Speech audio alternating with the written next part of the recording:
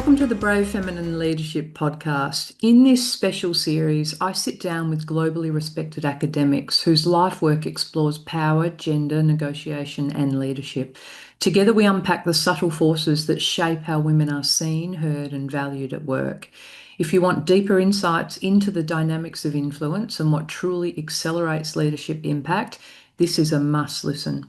This conversation is so important. I'm joined by Alison Fragale, an organisational psychologist and professor at the University of North Carolina Kenan-Flagler Business School, and the best-selling author of Likeable Badass, How Women Get the Success They Deserve. Since I read this book, I have recommended it to all of the CEOs and senior executives I coach. It is that good. Enjoy our conversation, but more importantly, take away practical things that you can do. Welcome to the Brave Feminine Leadership podcast, where I get to interview global leaders and we get to soak up their wisdom and perspective on all things life and leadership. And today I'm absolutely thrilled to be joined by Dr. Alison Fragale. Alison, welcome to the podcast. Thank you for having me. Brilliant. So let me touch on your bio before we go any further so people know who I'm talking to today. So Alison's an organisational psychologist and professor at UNC's Business School and the best-selling author of Likeable Badass, How Women Get the Success They Deserve. She holds a BA in Mathematics and Economics from Dartmouth and a PhD in Organisational Behaviour from Stanford. Alison's research on status, power, and influence has been featured in top academic journals and outlets like the Wall Street Journal and the New York Times. She lives in Chicago with her husband and 3 kids, all named after professional athletes, I understand, and loves cheap coffee, expensive wine, fabulous shoes, and the Golden Girls. It's so brilliant to have you here. I love, Alison, how this book brings together so many elements of your story, from a terrible leader, they're my words, at McKinsey, your own corporate experience to all of your academic research, and delivers a book that's just insightful, practical, and fun. I recommend it widely because I believe it unlocks the how for female leaders, and every chapter ends with practical actions people can try based on how courageous they might be feeling. There's a sentence that really stands out in the book to me, and it says, yes, women play an unfair game, and they probably always will, but that doesn't mean they can't win. They can, and I was just the person to show them. So, Alison, tell us your story and tell us the why behind this wonderful book. Absolutely. Okay. I'm going to tell you a little bit of a story from when I was 5, but I promise you I will not go year by year all the way up into age 50. Okay. But there's 2 things I want to bring together. One is when I'm a kid, I start school a little bit early. And in the United States, you can't really do that anymore, but everything used to be a little bit more negotiable. So I was young to go to school. And my dad knew that I was academically ready, but he also worried that because I was young, I might not have any friends. I might be ostracized in some way, or because I was more successful in school than other students, maybe that would also be a reason that I wouldn't have good relationships. And so my dad from a very young age was obsessed with like, Allison, make friends, be nice to people. And I didn't at the time understand why he was telling me that. Of course I would be nice to people. But what it did from a young age was it made me think a lot about how I was showing up, and not in a way that made me paranoid and not in a way that made me chase validation, but like, am I being good to other people, and how do people see me? And so that was kind of the beginning, I think, of me thinking like a psychologist, of thinking, what do other people, how are they going to respond to me? And is that what I want? And so then I'll fast forward to something you referenced about having a bad leader. So I graduate from college. I decide I'm going to pursue a career in business. And I show up at my very first place of employment, which is McKinsey, obviously a global consulting firm. And my very first boss of sorts, we work in a team, but he is on the team and he is senior to me. So everyone is essentially my boss, but I'm working with this guy. And essentially, he has a stellar reputation because everybody that I tell who is on my team, they always say, oh, I've heard great things about that guy. He's definitely one of the up and comers. So I'm very excited, but I start to work with him and I cannot find one single redeeming quality about him. I think he's dumb and I think he's mean. Oh, And I totally despised working with him. And in some ways, he was the reason I left before I had even started. I just Mm. thought, I'm not gonna, this is not gonna be a fit for me. But what was fascinating to me was my own personal experience of thinking he was terrible to work with, yet with combined with this narrative from everybody else that he was amazing. And what was the disconnect? And it puzzled me. And eventually one of my colleagues kind of helped me figure it out. And he said, I figured out where the source of this guy's great press comes from. It comes from him. And he had kind of reverse telephone, all the way back to figure out where were people hearing these things from. And he would eventually find people who said, "Oh, the guy himself told me like how great his projects are going."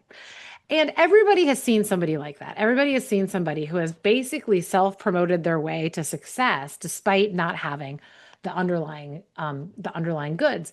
And for many people, particularly women, that's a really big turnoff thinking, I don't ever want to be like that person. So, you know what I'm going to do? I'm never going to talk about myself because that's so distasteful. But for me, I'm 21. And for me, I saw it as distasteful, but I learned and took from it a very different lesson, which I think is central to the book. And that is, wow, if self promotion can be that effective for somebody who's actually not good at what they do, imagine how effective it could be if you were good at what you did. And so I left that job with a real appreciation for the value of telling your own story. And that is something that is central to the book. And then the third piece that comes together is the fact that I essentially decided after this, I'm going to become an academic. So I do. I become a psychologist. So now I'm studying people for a living, like I did when I was in kindergarten. And a lot of that work that I'm doing as an academic is on the subject of status, which is how much we're respected and regarded by other people.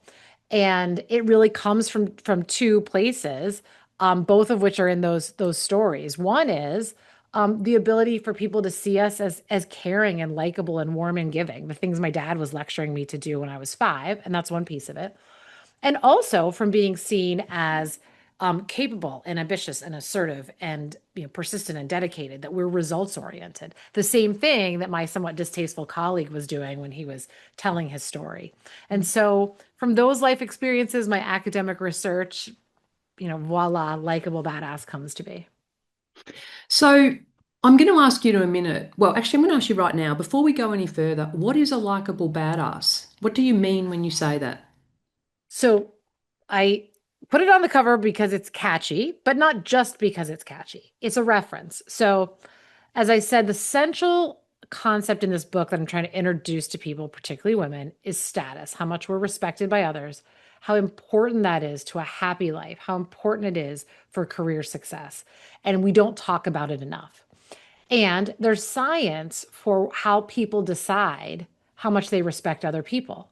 We're always making those decisions. Other people are always making them about us. And that respect is not randomly assigned. It's always us trying to figure out two things. The first is, do you care about people other than yourself? If I interact with you, I want to believe that my life will be better for it. So you're honest, you're warm, you're likable, you're generous. You make other people's lives better.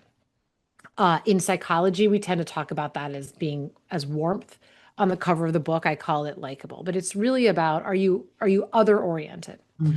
And then the second thing we care about when we decide how much we respect somebody is, are they results oriented? Can I rely on them? Can they get stuff done? So that's where being capable and competent and persistent and organized, all those characteristics. Psychology, we often talk about it as assertiveness, dominance, competence. On the cover of the book, I call it badass. And so the idea is, when you show up in ways that communicate to the world, hey, I care and you can rely on me to get things done.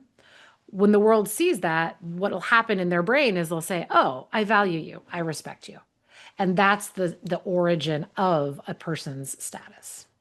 I often go to the acknowledgement section in a book and read it, and it gave me a giggle when you said you didn't until you were an author. What I loved in there were two things. One was the story about your dad. So I already love that you've brought him up earlier today because I love where you talk about if we met your dad, we'd be convinced you had an Academy Award, a Nobel Prize, and an Olympic gold medal, which is amazing. And I guess that to an extent possibly explains why you say you never walked into a room and felt you didn't deserve to be there. but it's not the case for so many leaders. So, I wonder if just from your experience and research, when did you realize that that actually was so challenging for so many female leaders? Yeah, that's a great question. I always say that serving women and helping elevate women is so much a part of my identity and what I do now. And it wasn't an intentional goal, which sounds funny because as a woman, you'd think, well, didn't you think about like trying to help, people who are like you?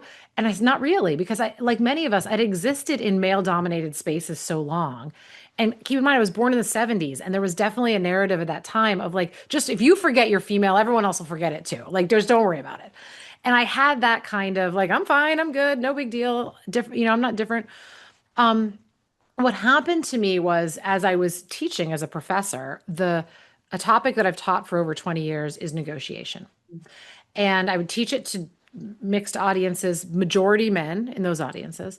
But I noticed something, and that was it was the women who would always come up to me after class or come to my office and want to talk about a challenge that they had. And they were talking about challenges, either sometimes with confidence in negotiation, but often just not getting what they wanted, despite the fact that they were really trying. And that was what made me realize, wait a second, right? There are these challenges that women are experiencing that more at a greater rate than their male counterparts. And I was somewhat unaware of how much my day job, being a psychologist, was actually helping me navigate life as a woman. Mm. I hadn't put that together to say, oh, wait a second. It was just so natural for me as I would be in a workplace and try to think about how do you show up and how do you be influential and how do you negotiate well, that I would instinctively just say, well, what does the science say? What should I try? And I had that advantage, but I realized women in industry didn't. So that was really the beginning of me trying to take my day job, behavioral science, and my lived experience using it as a woman to say, here, like, there are a lot of challenges that you're handed that are not fair, but at least they're somewhat predictable. And if Mm. they're predictable, we might be able to avoid them if if you have the best science available to you. And that was really the beginning of me focusing specifically on trying to elevate women. So, right up the front in the book, you introduce us to some psychological concepts, and one is called the interpersonal circumplex. And so I think of that, and it's interesting because when I first accessed your book, I listened to it. It was an audio book for me. So it was interesting for me actually when I read the hard copy of the book. It was actually a little bit different than I visualized as I first listened to it, which was interesting. But effectively, I saw a grid and a grid that was measuring people on warmth and she forgets the other dimension. Power, Assertiveness. Yeah. yeah, Yeah. assertiveness, warmth and assertiveness. And in that grid, I guess you go through a couple of things. You go through people being seen as hostile and weak, friendly and weak. So, friendly and weak being they lack presence, lack confidence, sweet and harmless, the words from the book, um, and friendly strength. And that's can get along and get things done. One of the things that I see with so many female leaders is they jump between a couple of those quadrants, and often they jump between that friendly weakness one where they're told they've got a lack of presence, or they're getting overlooked for things. They're not effectively able to get things done, and then they jump to the hostile strength one, and that's probably the Miranda Priestley archetype or something like that. So people pleaser or Miranda Priestley. What is going on when that happens? Yeah. So one funny thing of like just the postscript of recording an audiobook, when you go through that process, you realize you cannot like talk a picture.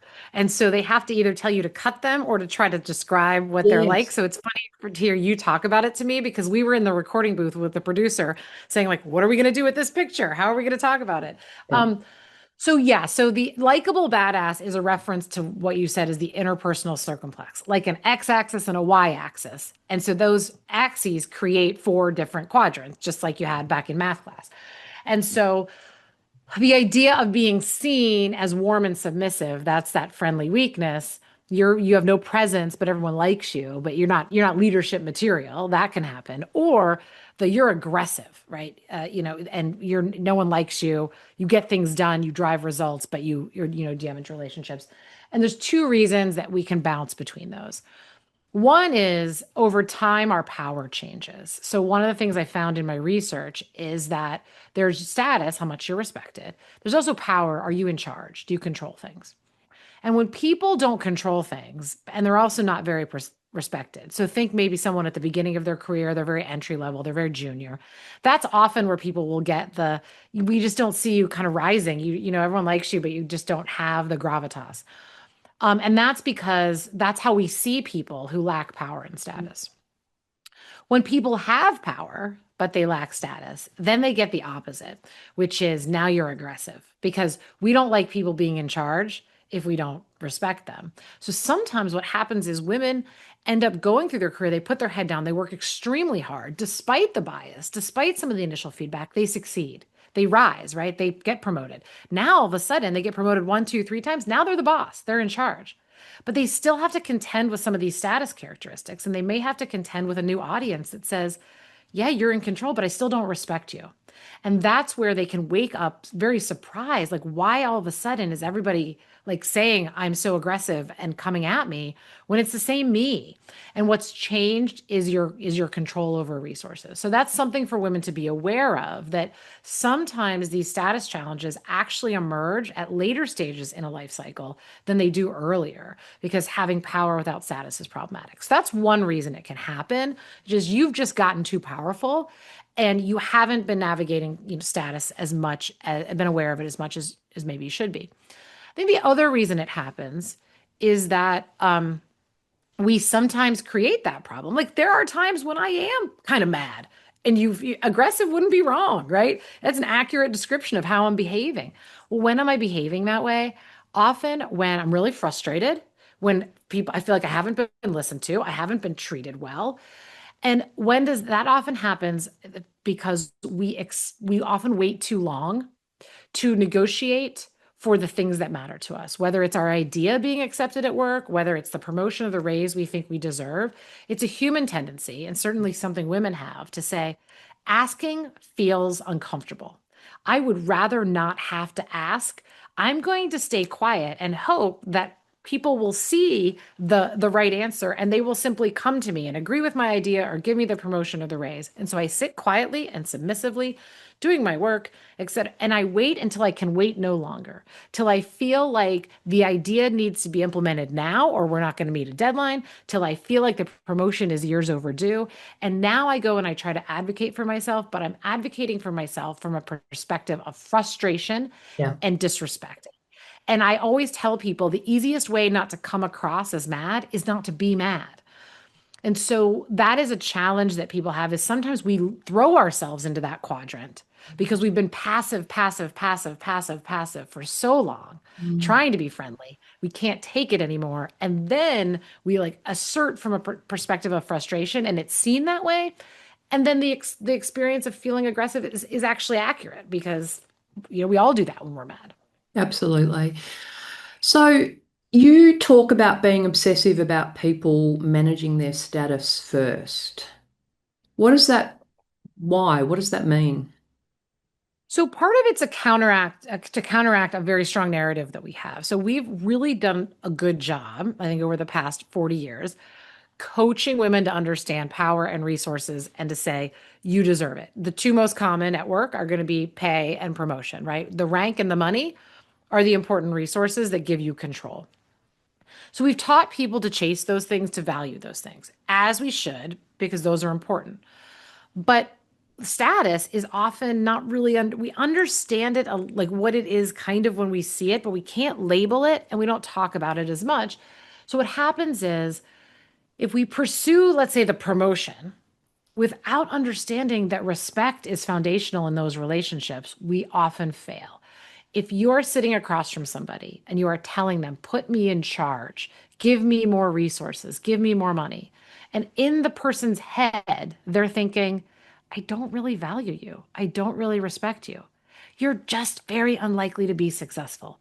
Nobody ever wants to put people they don't value in charge. And so that's what I mean by pursuing status first. That if you had an intention of my goal is to every person I encounter, when I leave that person, they're going to think, wow, I really respect and value Allison, right? I really respect and value Melissa. If that's my goal, the power problem solves itself. Because when people really value you, then you either ask for resources and they're willing to give them, or you don't even have to ask. They're just going to give them to you anyway. And so that's what I mean by pursuing status first. It's not to say that power isn't important, but without status, power is really difficult to achieve and very miserable if you do, for the reasons I just said. But with status, everything starts to just get a lot easier. Mm. You talk about a colleague in the book, and I think this is getting into some of the fascinating bits about you're not suggesting people have to go about this a certain way. Like there's a whole range of different ways we show up authentically and we can build on our status, and we don't have to change ourselves to do that. And I think that's really fascinating. There was a story you talk about a colleague of yours who smiled a lot. And so you thought about, well, I'll smile a lot. And I think you may have got some feedback that wasn't your natural, that wasn't the natural sort of face that you had on. You had the resting bitch face or something instead. So can we talk about that concept around it's not a one size fits all in how you do this? That's exactly right. So there is a part that is a must, that's universal, which is you need to convince your audience that you care and you need to convince them that you're capable. We all have to do that because if people don't think you're good at anything and they think you're out for yourself, things will go badly for you. So that part is universal. But the piece that you're talking about is, well, how do I do that? And that is where we have infinite latitude to be able to be ourselves. I always joke with people, if you truly don't care about anyone other than yourself and you're not good at anything, I cannot help you. Yes. But I'm going to presume that I'm talking to people who care and they've got skills. And then all we have to figure out is how do you want to signal that? How do you want to communicate that? And you have choices. So the colleague who smiles, people always talk about how nice she is. I think she's nice-ish, but I don't think she's the nicest person I've ever met. I don't think she's nicer than a lot of other people who are less smiling. I thought, why does everyone think that she's so nice? And it's because she has a permanent, like Cheshire cat smile on her face. I just think her face is like shaped like that. And I have a face that's shaped the opposite. In fact, today, I can't make this up. Today, my web design team sent me like a draft of a new video they're doing for my website. And my feedback, it's all live of me on stage in action. Yeah. And I basically told them they had to cut half of it because I said, guys, you picked things where I'm not smiling. I look mean, I recognize I gave them a hard job because they Yeah. have to look through hours of video to find the 3 seconds where Allison actually doesn't have a mean look on her face. And I don't think people experience me as mean. I'm just not a good smiler. And so what I started to recognize after I would try to be better at smiling and constantly fail was that's not your way, Allison. You might always be a bad smiler, but that doesn't mean you're going to be perceived as mean, but it does mean you have to use your words. So if I'm just sitting there quietly and I have a strange look on my face, what would people read? They would read, you're unhappy, you're not talking, and your face looks terrible. That's not crazy that they would read me that way. But that's where I use words. I'm complimenting people. I'm talking people up. I'm asking them questions about themselves. I have an enthusiastic tone of voice. I am able to convey warmth. I just can't do it the way my friend does it. And so that's what I say to people is you got to find your way and you have to try things on and experiment. And sometimes that means you'll be a little bit uncomfortable. But if like me, you've tried and tried and tried and you think this is just work and it's not helping, then dump it and go do something else. And that's where I think people get to live very authentically. And it's not one size fits all. So I asked you when we met recently if there was one thing people took away from the book, what would it be? And you said it was the concept of add, don't subtract.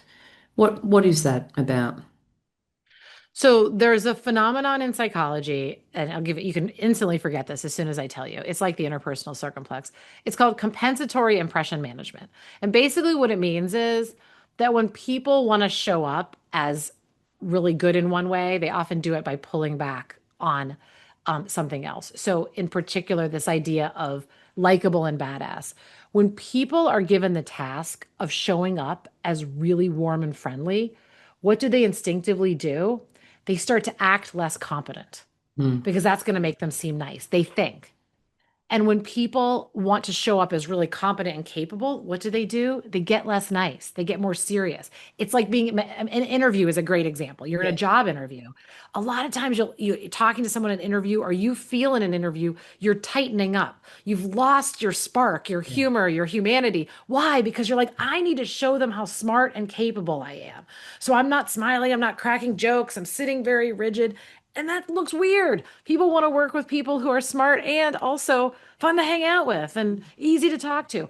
So that's a human mistake that people make. We have a belief that the way to show up as really good at one dimension is to pull back on the other. So we start subtracting.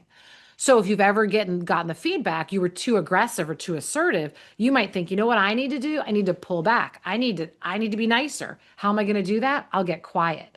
Or maybe, I'll just won't say anything and people will like me more. And I say, no, that's not the way for two reasons. One is being quiet is not the same as being nice. It just makes you less, not able to show your capabilities and your competence. So one, it doesn't get you the intended outcome. And two, it feels terrible. So, one of the things I think is so frustrating for people, including women, that I hate is when people feel like they can't be themselves anymore because they're trying to navigate all this feedback they've gotten in their life. Like, you're too this, you're too that. And then they try to subtract, like, I can't show my true self. Then you feel like you're wearing someone else's clothes. It's a lot of emotional labor. It leads to burnout. It leads to feeling like you can't be your true self. And all of that is terrible. And so, I flip it around and I say, look, you are amazing. Let's start with what you're naturally really good at. And a lot of people will have a dimension that they think comes pretty easier to them. Like, I'm really good at being assertive. I have to work on the warmth. Or I'm super good at the warmth. I need to work on the assertiveness. I say, great. Then all you have to do is focus on the dimension that you want to emphasize. And so just be yourself and then look for the natural opportunities to do exactly what you would do anyway, but emphasize the other dimension. So Mm. if you've been told that you're really assertive and that's natural, great, keep doing that. But what are the opportunities for warmth? Where could you compliment somebody? Where could you make an introduction that would be really beneficial to their career, right? Where could you offer them some help to help them succeed? Something like that. Those are things where you can add in very authentically. It's so much more effective. And it also, I feel like I can see it in people's faces that it frees them to say, I'm not doing it wrong. I'm not bad. I don't need to be a different kind of person. I'm doing it right. But here are the ways I can sprinkle in a little bit more of this other dimension that people aren't seeing. Fantastic. So there's a few other things in the book. There's one that you talk about where I guess you've given examples there about how to improve your warmth, particularly. I love the one you talk about where standing up in a meeting. And I think it was to do with a client who was constantly interrupting you and constantly taking credit for your work. And I think it touched on a concept that actually was new to me. I've heard of mansplaining, but I hadn't heard of manspreading. So what what is this? Oh, man spreading. I don't know. May not have traveled out of the United States. It's basically taking up physical space. Yeah. So I tell my two boys as they're getting much bigger and they're bigger than me. I'm like, like when they sit in the back of the car, they sit in the airplane. They're like taking up all this space. So that's what it is. And taking up physical space is a sign of assertiveness and dominance. You can see this in the animal kingdom. So if you look at videos of animals interacting with their kind, you'll see that the dominant ones get big and the submissive ones get small. Yeah. When we take up physical space, people see us as bigger. And so in this particular case, when I was at McKinsey and I had a client who always talk over me, always take credit for my work. And one of my senior colleagues, not the one I didn't like, but a different one on a different team, he said, the next time that happens in a meeting, just stand up and start talking and see what happens. And so I waited and I waited for a time when I could do that without it looking really weird. I Mm. waited till I could walk to the board as if I had to point out something. So now standing up made sense. Yeah. And I walked up there and I stood and I pointed at the board.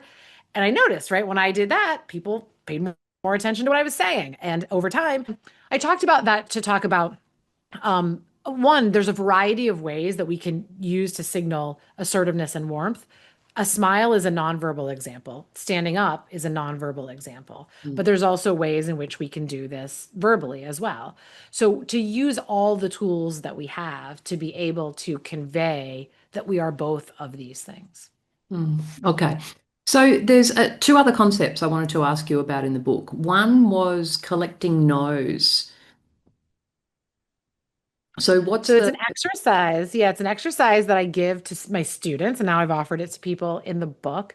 And it to press people on the idea of trying to practice their assertiveness while also maintaining their warmth. So, why is negotiation uncomfortable for people? It's a situation where you have to be assertive. You have to say, I want this. And the more you ask for, the more you get. But wait a second, if I do that, maybe you won't like me as much. And Mhm. so we have feel a tension between being as assertive as we want to be and managing our warmth. So sometimes people opt out. They opt out of asking. Many women do because they think, I want you to like me. I want to be nice. I don't want to be seen as ungrateful or asking for too much. So a lot of times though we're making assumptions about what people will say yes and say no to. And those assumptions are have been held for so long that we really haven't tested them as recently as we should. So collecting no's is forcing people to test assumptions. So the task is this, and any listener who wants to do it can easily do it. You just have to make 10 asks of people. Doesn't matter what the ask is, doesn't matter who the person is. You make 10 asks of 10 different people until you get 10 no's. Mhm. So you are striving for a no or something that conveys no. They don't have to actually say the word no, but they have to convey to you this is not happening. You could go ask for a discount at a store. You could ask someone on an airplane to switch seats with you. You could ask your boss to extend a deadline. It could be a big ask, a small ask. As long as it's something that has value to you, it's good. Because one of two things is going to happen. The person's either going to agree to it, in which case you get Right. something you want, or they won't agree, in which case you're one step closer to completing the assignment. What people find when they do it, and this isn't giving anything away, but what the reason I use it a lot is people realize that the boundary between a yes and a no is not exactly what they assumed. Mhm. I would say, if not 100% of people, at least 97% of people, when I do this, have to make significantly more than 10 asks to get to 10 no's. They think, oh my gosh, do you know how many people tell me no? I'll have this done by lunchtime. But then they start asking and they start realizing, wait a second, I'm getting a lot more help than I wanted. And even if I'm not getting 100% of what I wanted, people are coming up with other ways to give me something or help. And so it takes them a while to get to these 10 no's. And what it pushes people to realize is that you don't have to be afraid of being assertive as much as you might have previously assumed. Fantastic exercise. And the view from the rocking chair. The view from the rocking chair. This I have to attribute to a great friend and colleague of mine. Her name is Mabel Miguel. And when I was the origin of the story is I was trying to decide well, I guess my husband and I, but I was in this conversation by myself. Did I want to have kids? Because I had some ambivalence about being a parent. I'm a young professional, and I talked to my friend, and she's let me think about this. She's about 20 years my senior. So at this point, she has kids. They're older, and she was telling me that she wasn't sure at my age if she wanted to have kids either, and that a friend had said something to her that was really transformational and said, look at your rocking chair. Okay, you're retired, you're just sitting there in the sunset of your life, and you're rocking and you're rocking. And she said, who's in the picture? Like, is it just you and your husband rocking? Or like, is anyone else in the picture? And she's like, as I said, she's like, as much as I love my husband, she's like, I realize we weren't the only two in the picture. Mhm. And if we're not going to be the only ones in the picture, I guess that means like at some point we have to raise some children, whether however they come into our lives. Mhm. And she said that to me, and I realized, oh, I had the same vision, and it helped me. But even beyond, and now I have three kids. But even beyond that, it's this idea of simply what do I want my life to look like? And the reason I put that in there was not about do you have kids or not, although that was how I used it initially. It's really about the idea of status is a resource, meaning just like money is a resource, money that you earn and you hide under your mattress is useless, right? It only becomes useful when you turn it into something that helps you live a happy life. Mhm. Status is the same way. People respecting you is a resource like money that only becomes valuable when you turn it into living a happy life. What could that mean? Maybe that person would promote you and that brings you happiness, right? Maybe that person wants to be your friend and that brings your happiness. So it's a resource. And the question I have for everybody is, once you build your status, what do you want to use it for? And the rocking chair exercise can help people look into the future and say, what kind of life do I want? And it helps you figure out a couple things. Who do I need to respect me? Who do I want to build my status with?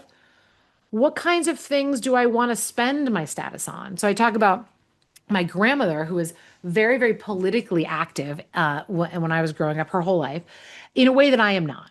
And my grandmother, I think one of the reasons she really wanted to build status with people was because she wanted the good guys in her value system to win at every stage of election. And so for her, if she could use her status to help people mobilize votes for her preferred political party, that was a win for her.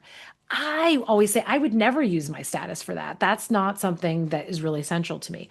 But what happens is if we look into our future and we say, this is the life I want, personal and professional, it makes it so much easier to come back to the present and deal with difficult decisions that involve status. Like I just got an email from a woman today. She was telling a story about a guy that she doesn't like in her workplace who's been kind of undermining her. That's going to happen to everybody. It's certainly going to happen to women. And the question is, what should you do about it? And that often gives people angst. Do I confront him? Do I let it go? Do I leave my job? What do I do? And I'd say, well, what are your goals in the future? And is this person undermining you? Is that a threat to those goals? If the answer is it's a threat, you probably should do something about it. But a lot of times the answer is no, it's annoying. I don't deserve it. But it's no, it's not, he's not really in the path of me being able to do what I want. And then I would say, then let it go. It's not a resource that's important to you. So that's really my goal of having those types of future looking exercises is a lot of times we confront difficult decisions in the present, who to build status with, what to spend our status on. And those decisions become a lot less anxiety inducing if we understand that it's a resource that we're building to build a future. Gives it context. Exactly. Just like money, right? We can all want money, but we want to do different things with it. And once you know what you want to do with it, it makes it a lot clearer to think about like, how much do I need? Should I spend this or spend it on this or not? But those decisions can only be made once you understand what you're ultimately going for. So am I right in what I understood that Likeable Badass is about a practice, it's not an end point necessarily? Absolutely. Yes. It's really the idea of at every moment and opportunity, how can I show up as warm as possible, as assertive as possible, as caring and capable? And that's a way of living, not an end state of being. Fantastic. So the final question I ask everybody is about brave feminine leadership. But before I get to it, in the acknowledgements, you thanked your husband in advance, I think, for the extremely expensive gift he was going to buy you after the book was finished. What did he buy you? He bought me a very, very lovely bracelet that I'm actually happen to have on right here.